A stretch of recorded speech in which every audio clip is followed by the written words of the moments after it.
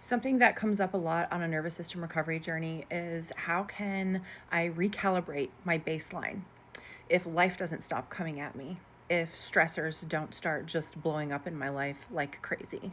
This isn't like groundbreaking to most of us that we get to this place of chronic symptomatic nervous system activation or dysregulation because we've had to go through a lot of hard things. The problem isn't the hard things. Hard things suck. I'll be honest with you. I've lost a child. I've had a house fire. I've had a divorce. I had a not great upbringing. I've had a lot of things sprinkled throughout those. And so, yeah, I have had to rely on a stress response and coping mechanisms probably more frequently than other people, probably not as frequently as some people. But what happens isn't necessarily the fact that we engage that stress response. It's that we don't let go of it during the downtime. It becomes our status quo. And when coping mechanisms that were never meant to be permanent become our default, our brain begins to believe that we are always in danger.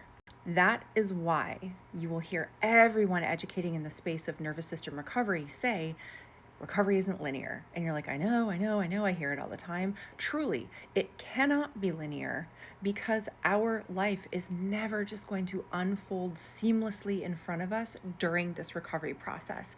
As amazing as it would be if we could go through this process with some sort of buffer in place where life treated us very softly and delicately, unfortunately, that just doesn't happen for people.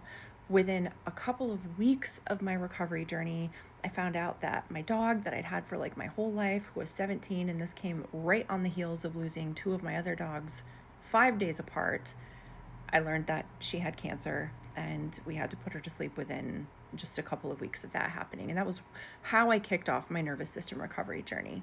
And there were some other much bigger, much more even intense life stressors than that I won't go into right now.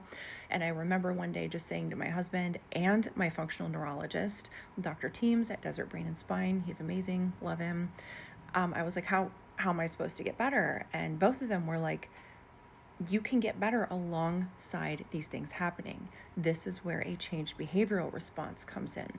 This is where managing expectations, changing intention, this is where we learn to stop catastrophizing and piling onto the fear. This is where we stop trying to control outcomes and obsess and we go with the flow.